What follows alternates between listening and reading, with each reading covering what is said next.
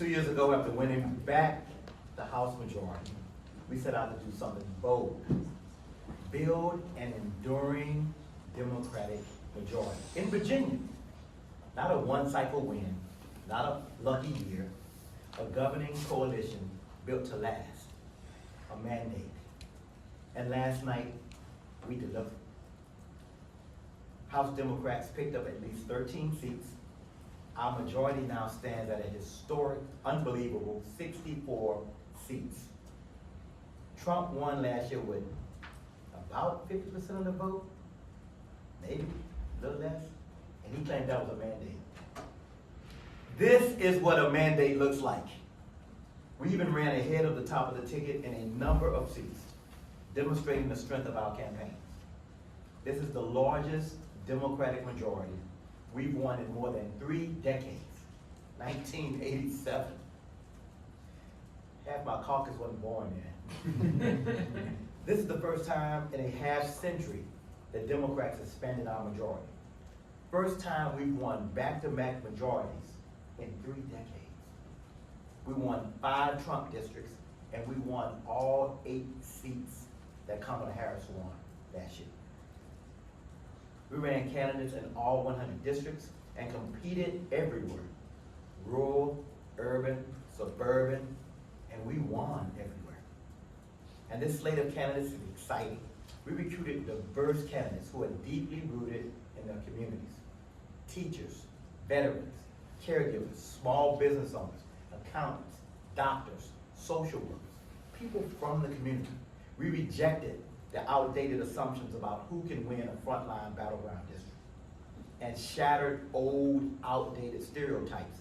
And we ran minorities and women in a majority of our frontline battleground districts. But we didn't just run against something, we ran for something. We ran to build a winning coalition focused on delivering bold policy for Virginians, strengthening schools, creating jobs, expanding access to health care, lowering costs, and putting money back in people's pockets. And we made protecting fundamental rights central to our work, from reproductive freedom to marriage equality to the right to vote to protecting democracy itself. And we did not shy away from telling the truth. Virginia Republicans were too terrified to stand up to Donald Trump. We told that story over and over and over again. And voters heard us. Voters saw them running away, cowering in the face of Donald Trump's destruction of Virginia's jobs. And because of that, Virginia sent a message to the entire nation, to the entire world. House Democrats and Abigail Spanberger have shown the country a roadmap to victory. I'm so proud of this work, and I'm so grateful. I want to thank all of our partners, our volunteers, our organizers, our great candidates, our amazing staff, our entire House Democratic caucus that stuck together, stayed disciplined, stayed focused, and together we sent a message to the voters of Virginia, and the voters of Virginia, I want to thank them because they awarded us, they rewarded us, and they placed their confidence in us, and we're going to deliver for them. Together, we built what will be a historic, enduring majority, the largest Democratic majority in 3 decades. And I hate to tell y'all, we just getting started. Thank you.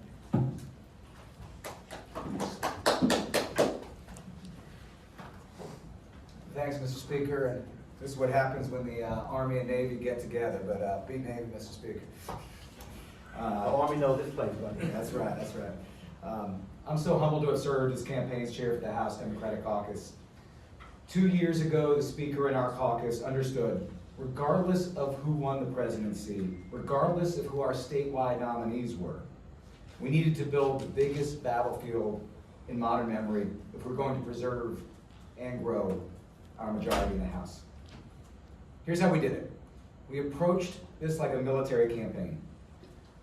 We recruited candidates we knew would work hard to win their seats, and we made sure they had the training to meet the challenge. We raised a dragon's hoard of resources to win, and we deployed it in races on radio, on the air, online, and on the doors. And here's what happened. Our caucus alone raised over $30 million, nearly doubling what we did 2 years ago, and nearly tripling what was raised in 2021. We outspent Republicans by 2 to 1 on television and online, meaning that voters saw more of our message more often in the final weeks of the campaign. In fact, in the final weeks of the campaign, the Democratic advantage on TV was so great that we outpointed Republicans by 10,000 points in the final week, including in the pricey DC media market. We ran the biggest battleground campaign in modern history, the biggest field campaign in modern history, and each of our candidates knocked at least 5,000 doors, having conversations with their neighbors that helped us secure this historic majority. And the result? The last time Democrats had this big a majority, it was before Delegate Bobby Orrock, who was defeated last night, was elected in 1989. In several races, we even ran ahead of the top of the ticket. And our battlefield candidates overperformed Kamala Harris's performance dramatically in every single district. Last night, we showed that Americans will hold cowards accountable who won't stand up to Donald Trump's attacks on our livelihoods and values. This is how we won in 2025. It's how Democrats win in 2026 and beyond.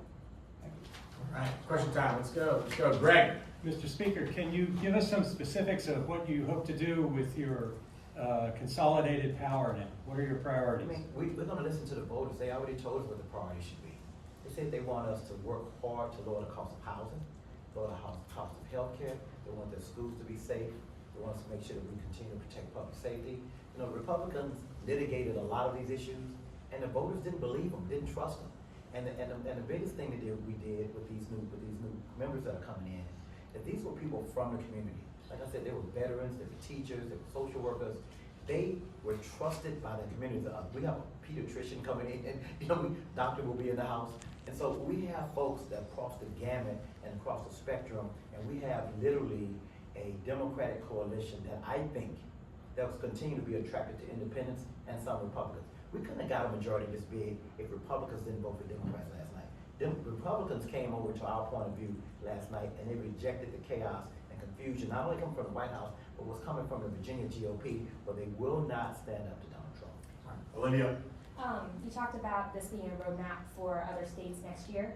I'm wondering about how Virginia may have a unique circumstances with the federal layoffs uniquely impacting our state, and what you have to say about that impacting this race, and if the circumstances will be the same in other states as time goes on. I mean, I think history tells us that when Virginia does what we did tonight, it doesn't look good for 26 for Republicans. And I think, these circumstances around inflation going up. Remember, Donald Trump said on day one that he would lower the price of things. He would lower the price of goods. He'd lower inflation. Everything has gone up. Housing, childcare, groceries, beef. He has these dumb tariffs, what he calls low IQ tariffs, that he has all over the place that are hurting people. And I think that pain, we saw the canary in the coal mine before this happened. We saw it in races in Iowa and Florida, special elections. We saw it in other places already. And we knew that if we continued to communicate what we thought we would communicate, I mean, nobody thought we'd get 64 damn seats, but I had 55 as my floor. But I think this message will travel unless the Republicans course correct. Like, it's really not good to be running the MAGA playbook with MAGA ain't on the ballot. You on your own. And what they learned last night is Trump will not come to their rescue. He watched them out there just flailing about and didn't come through. He had a teleconference call rally, but he didn't even mention Winsome Sears' name. You can't make this up. You can't make it up. And so I think he abandoned them, just like he's abandoned American values by tearing down the White House and going down during the Gilded Age at Mar-a-Lago. And I think people don't like it. I think people are angry, and I think we're going to continue to see that being expressed. Julie. You talk about this being a mandate, but some analysts are already questioning whether that's kind of overstating it, given the fact that we had a full 37% of Virginians who said in our NBC exit polls that this was really about opposing Donald Trump. So how do you weigh those two things? That this really wasn't more about Donald Trump as opposed to an endorsement of your agenda? So first thing I'm gonna say is those exit polls show same-day voters. We had already had almost 2 million people that had already voted. So you got the more GOP leaning exit polls on that day. That's number one. So I think that the mandate we have is a real mandate, and that mandate started on September 19th when early voting started. And you didn't capture that in your exit polls.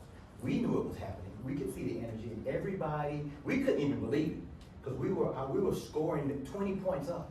And what did Abigail Spanberg win, about 15? And we got six. Who in here, raise your hand if you thought we get 64 seats?